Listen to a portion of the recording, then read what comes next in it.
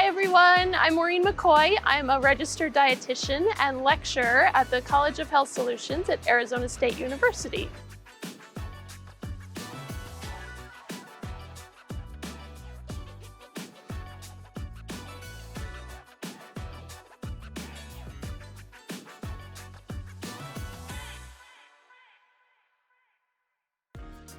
So we are at the downtown campus today by our container garden, which is run by some of our ASU faculty and students. So the garden club is called Cultivate, and they come every year, they plant the garden, they tend to the garden, and it's a really great way for the students and faculty to bond. It's a stress reliever, it helps everyone's mental health, and they're also learning about where their food comes from, which is also fantastic.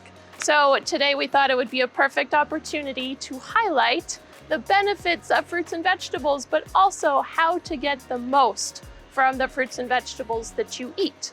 So this is one of our container gardens at the downtown ASU campus, and we have tons of great things growing in here, as you can see. So the students planted this just recently. So we have a massive basil plant. I love on all these herbs how you can just like rub the leaves a little bit and smell it and figure out what it is. It's fantastic. So these are great to season your food with. We have some lemon basil down here, this little guy. We have some mint, which smells fantastic and grows so quickly. So even if you have a black thumb, you can typically do well with mint. Lots of different lettuce varieties. So again, like all these different colors that you can get from your diet really all do a little bit of something different for your body.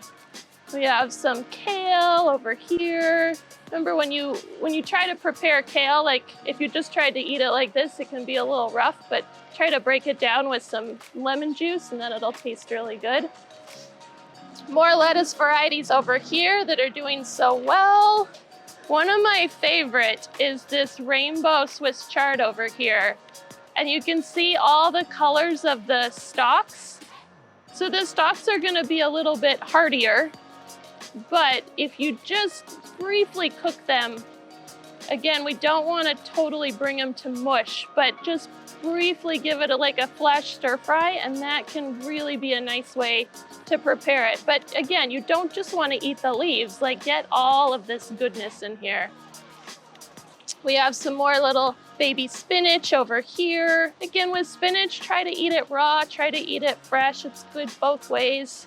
So we all know that fruits and vegetables are great for us. It's fantastic to eat them. But sometimes the way that we store them is not maximizing their nutrient benefit.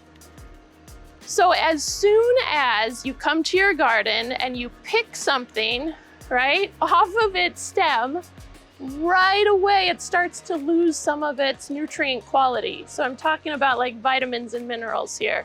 So we want to maximize our vitamins and minerals with everything that we eat. And say that I'm gonna store this little mint leaf for later, and I put it in my fridge and it just sits there for weeks. I've lost much of what this little mint leaf can bring to me over time. So I want to talk today about how we can really store these appropriately, cook them, and really figure out the best way to get the most from our fruits and vegetables. Okay, so I'm gonna pick this little mint leaf. Ideally, right, if I have my own container garden at home, which would be fantastic, or garden in the ground, or a pot with a few plants in it, it can look many different ways.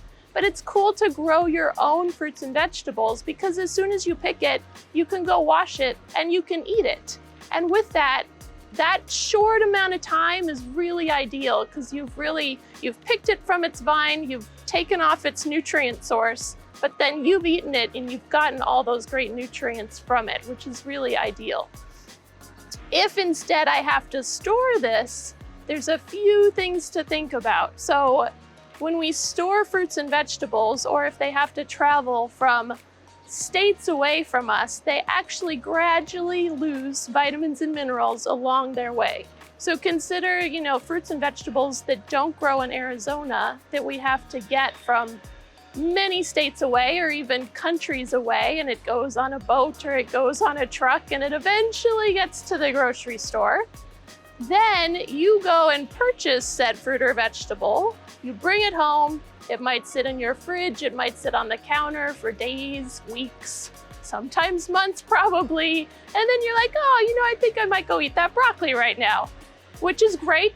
Vegetables, fantastic. We love broccoli, but you might not be getting all the vitamins and minerals that you originally could have from that broccoli. And so we really we might get some fiber, but we're missing out on a lot of the great stuff that we think we're eating, but we're not.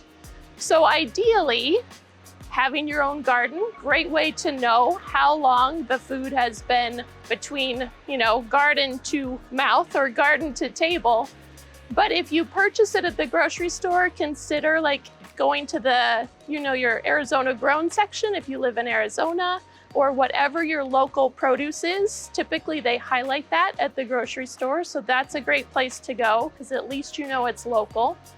Buy in season, because then it's really reached its maximum nutrient quality. So it's really gotten the most vitamins and minerals it can because it sat on the vine, sat on the tree, it sat under the ground for as long as it needed to before it was picked in season. So you've gone to the grocery store or you've gone to your garden and you've gotten your favorite fruits and vegetables, and now you've brought them home and you have to figure out how to store them correctly. So there's a few things to consider.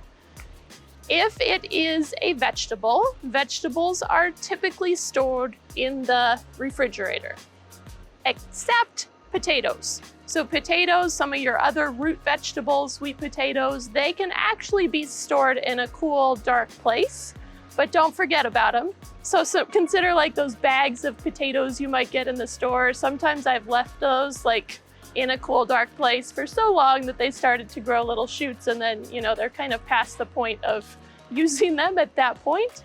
But all your other vegetables can be stored in the refrigerator. So most refrigerators have those little drawers at the bottom. Those are actually ideal for produce because it's keeping them away from oxygen, from light, from heat. Because every time we open that refrigerator door, we're letting in light and heat and more oxygen, and that's actually decreasing the nutrient quality of our fruits and vegetables. So if you can keep them in their bags, store them in those little drawers, but don't forget about them, that is really the best place for them. With fruits can actually be stored on the counter with the exception of berries. So blueberries, strawberries, put those in the fridge. Everything else technically can be on the counter. I know it's tough if you live in a hot place like Arizona. It seems like things go bad really quickly, but maybe that will also encourage you to eat it while it's in its prime and it hasn't lost all of its nutrients. So consider even things like tomatoes, avocados, right? Those both have seeds, technically both fruit, and they both can be stored on the counter. But don't leave them there too long. We all know they can get very mushy very quickly. So eat them quickly, but if you cut up your fruit, then you're gonna put it in the fridge. You can squeeze it with a little lemon juice and that'll stop the browning process and will kind of slow the breakdown of it and keep it good for longer. So now that we've figured out how to store the fruits and vegetables to their best quality, now we're ready to eat them. So we may decide to cook them. If you decide to cook your fruits and vegetables, a few things to keep in mind. Some vitamins and minerals respond well to heat, others do not. So lots of the fruits and vegetables contain these water-soluble vitamins. And by soluble, I mean they dissolve in water.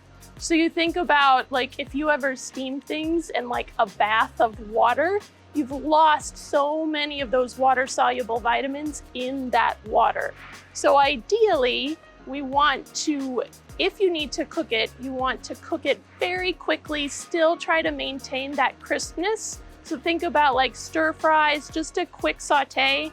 Sometimes I get busy doing other things and I just leave it on the stove and it eventually becomes mushy and then I've really cooked all the goodness out of it essentially. So if you can just give it a quick saute, consider those steamer baskets that sit on the top of the pan and then the water is underneath so it's not touching the water. That's a little bit better than sitting in a bath of water because then you're still maintaining those great vitamins and minerals. So when you're cooking fruits and vegetables, there's actually some nutrients that respond really well to heat. One of those is lycopene. Lycopene is in things like tomatoes. So think about when you cook tomatoes, they might turn into like a pasta sauce, tomato paste. Those are actually really good sources of lycopene, and the heat actually brings that out and makes it more available. Also, beta-carotene responds well to heat. So think about carrots, sweet potatoes, and you want to roast them in the oven. Like that roasting is actually enhancing the vitamins and minerals. There are some crossovers in nutrients, obviously, between what they contain and what responds well to heat.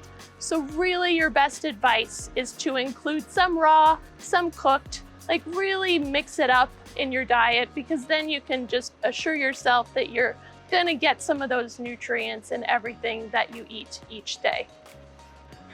So if you're not able to get fresh fruits and vegetables from either a garden or the store, another good option can be frozen. So frozen fruits and vegetables are cool because ideally as soon as they're picked, they're kind of flash frozen, and that maintains the nutrient quality. So that freezing process kind of stops that breakdown of vitamins and minerals like we talked about fresh stuff on a little truck to get to your table. So frozen can be a good option if maybe you want to buy something that's not in season currently, or, you know, I really like cherries, but cherries aren't in season right now, so I can go to the frozen section.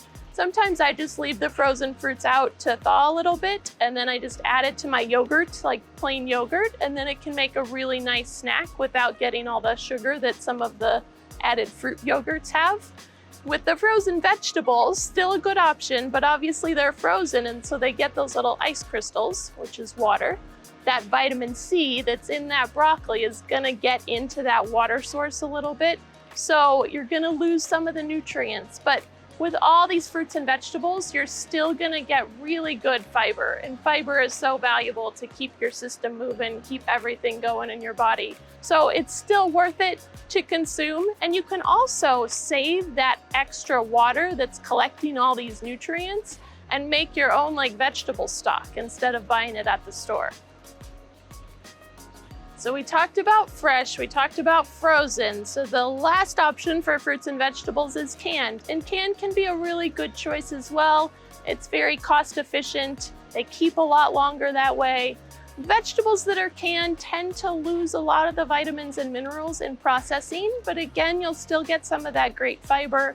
Canned fruit can be a great option. I often buy like canned pineapple and drink the juice because it has tons of vitamin C.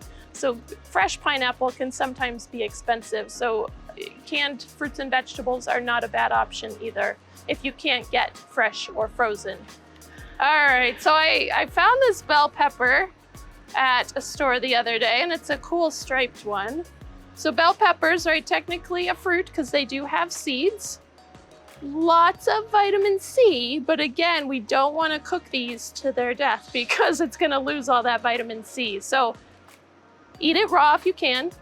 Otherwise, just a quick cook on this to make sure it maintains all of its goodness. I have a sweet potato, remember our great root vegetables. So this can be stored outside of the refrigerator, cool, dark place, but still use it in a timely way. And then you can roast it. It does really well roasting. Cut it up, cube it up, keep the skin on to get all that good fiber. Like, don't take all this wonderful skin off of it. And then we have tomatoes. So even though these tomatoes are still on a little mini vine, right? When they were on the big vine, that was their main source of nutrients coming into them. So as soon as we take it off, they start to lose that. But as I said, tomatoes have that lycopene, and lycopene responds well to heat. So you can cook these tomatoes, eat tomato paste, eat spaghetti sauce, like great sources of vitamins and minerals. So all in all, your ultimate goal is to get at least maybe like 5 fist sizes of fruits and vegetables throughout the day. So we consider your fist to be about the size of a cup, right? So if we consider maybe 3 fistfuls of vegetables and 2 fistfuls of fruit at the minimum, and really try to think about the way that you're storing them, the way that you're preparing them, but just eat raw, eat fresh, get a nice variety. Think about the rainbow. Fruits and vegetables come in all different colors, so the more color you can get in your diet, the better. and you'll just feel so much better for it. So next time you think about fruits and vegetables, maybe consider starting your own garden if you don't have one already. And then just think about how quickly you can get it into you to get all those great vitamins and minerals. So thank you so much for coming today. Hopefully you can be inspired next time you look at a fruit or vegetable and think about all the goodness that it can do for you. To see more videos like this, go to Urban Farming Education on YouTube, and you can find tons more educational videos.